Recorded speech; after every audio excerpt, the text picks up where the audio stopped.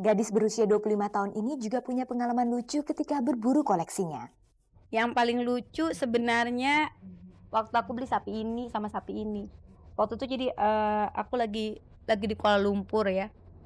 Jadi saat-saat terakhir di airport itu kita masih ingat, aku belum cari oleh-oleh yang belum ketemu, semua untuk keluarga udah ketemu sapi. Itu kemana-mana aku mikirnya mesti beli sapi.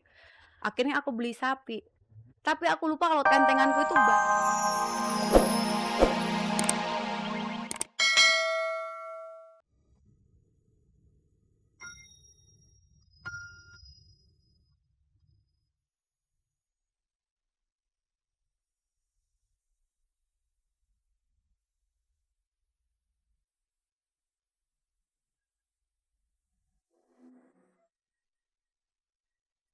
Pemirsa, Sunday Market atau pasar murah yang berlangsung hari Minggu saja sudah membudaya di dunia barat sana. Di Indonesia, ide Sunday Market baru-baru ini diperkenalkan oleh Expos Cafe yang dimotori Rati Sanggarwati dan Kintan Umari. Rencananya acara ini akan digelar setiap hari Minggu supaya orang bisa mencari berbagai barang kebutuhan dengan harga miring.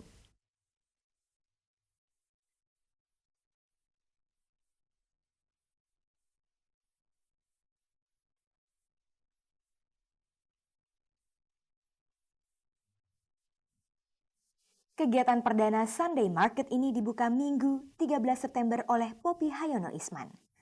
Menurut Desi Mulasari, model yang menjadi ketua panitia acara ini, Sunday Market memberikan masyarakat pilihan lain berbelanja di hari Minggu.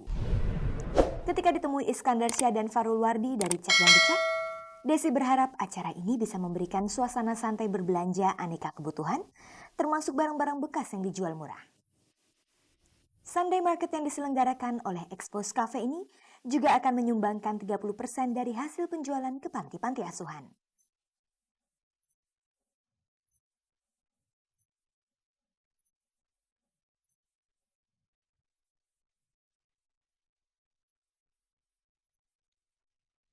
Pemirsa, rasa cinta Raslina Rasidin terhadap sapi boleh jadi sama besar dengan rasa cintanya terhadap sang pacar. Ini terbukti dengan betapa Lina tidak bisa tidur tanpa boneka sapi kesayangannya. Bahkan pernah suatu kali ketika ia berada di Surabaya, Lina rela kembali ke Jakarta hanya untuk mengambil boneka sapinya yang ketinggalan.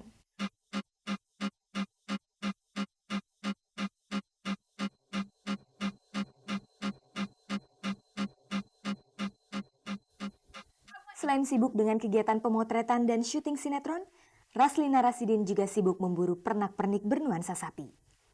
Hobi unik ini ia tekuni sejak 3 tahun yang lalu.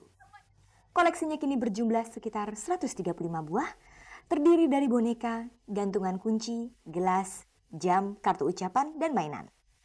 Kepada Deden Bahrudin dan Dwi Daryanto dari Cek dan Dicek, pemenang Wajah Femina tahun 95 itu menunjukkan koleksi yang paling disayanginya. yang paling aku suka. Bukan suka, sebenarnya sudah jatuh hati sama ini nih. Ini karena ini sapi pertama gitu yang aku beli gitu. Terus udah gitu buat aku tuh kayaknya kalau aku tidur nggak ada ini tuh sugesti banget. Aku bisa megangin ini gitu, untuk tidur aku bisa pegangin ini. Akhirnya seluruh keluarga tahu dan mereka suka ngucilin aku. Ini suka diumpetin.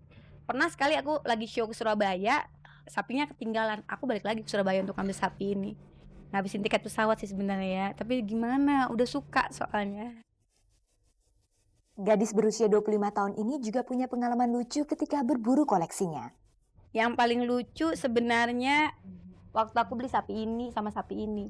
Waktu itu jadi aku lagi di Kuala Lumpur ya. Jadi saat-saat terakhir di airport itu kita masih ingat, aku belum cari oleh-oleh yang belum ketemu, semua untuk keluarga udah ketemu sapi. Itu kemana-mana aku mikirnya mesti beli sapi. Akhirnya aku beli sapi. Tapi aku lupa kalau tentenganku itu banyak banget gitu. Aku udah nggak bisa masukin ke koper karena koper udah dikunci semuanya. Akhirnya dengan nenteng-nenteng sapi kiri kanan, semua orang di airport pada ngeliatin aku. Aduh, nih ibu-ibu bawa sapi, kenapa gila kali ya gitu. Banyak banget gitu aku bawa sapinya, terus gede-gede lagi, yang nggak kecil-kecil. Di mana saja, kapan saja, Lina akan mencari pernak-pernik sapi. Pernahkah ia terpaksa mengutil untuk mendapatkan benda favoritnya? Nggak mengutil sih ya, tapi sebenarnya pengalaman lagi untuk sapiku tadi yang pertama, ini sapi ini nih, sapi pertamaku ini, aku nih belinya sempat rebutan. Waktu itu aku beli ini di Jepang. Aku rebutan sama anak kecil sih sebenarnya ya.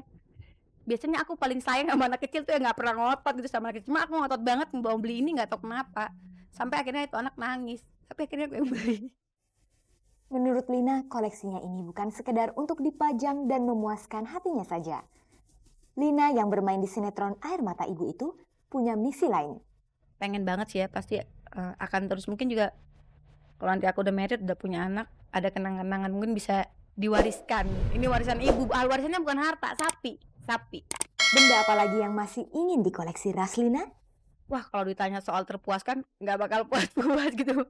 Aku malah kemarin kepikiran untuk mengisi seluruh isi perabotku dengan segala sesuatu yang motifnya sapi gitu. Aku kemarin sempat hunting sofa yang bentuknya sapi, tapi ternyata karena harganya mahal sekali, keburu mau ngumpulin duit, keburu dibeli orang ya. Sedih banget, aku tuh sedih banget. Sebenarnya aku pengen banget beli sofa, itu bagus sekali gitu. Apakah Lina ingin beternak sapi suatu saat nanti? Sebenarnya pengen ya, kadang-kadang aku tuh sampai pernah ya waktu itu lewat peternakan, bukan peternakan sapi, aku pernah lihat sapi ya, sapi benerannya gitu, itu bentol-bentol itu putih. Aku tuh selalu berhenti gitu dengan memandang sapi, wah sapi gitu. Cuma mikirinnya gimana cara bawa pulangnya segitu gedenya gitu.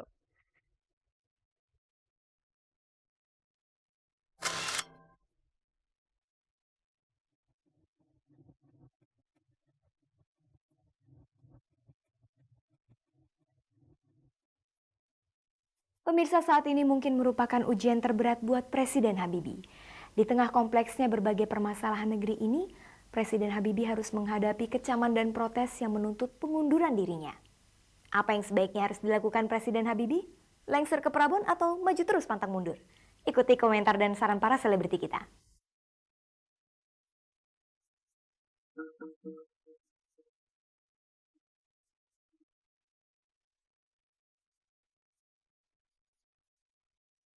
Ketika ditemui Aprila Jemunaf dan Dwinanto dari Cek dan Dicek, para selebriti kita ternyata punya segudang ide untuk Presiden Habibie.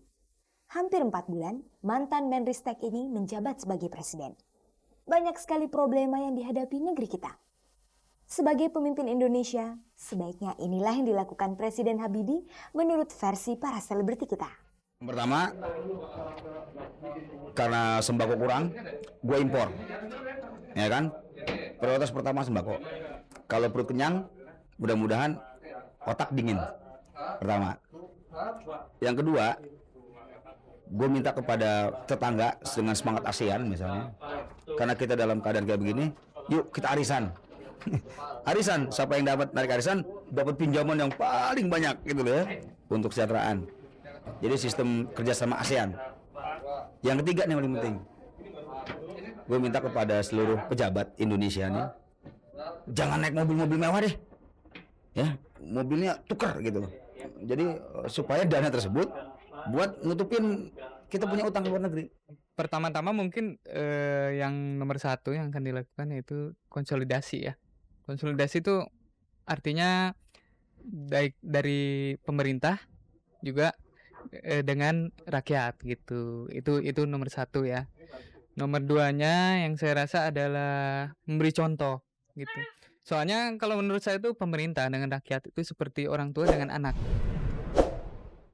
Yang ketiganya, saya akan berhenti jadi presiden karena saya lebih senang jadi MC.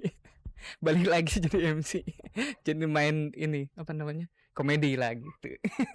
Kalau saya berandai kan jadi presiden, saya nggak lebih mementingkan politik.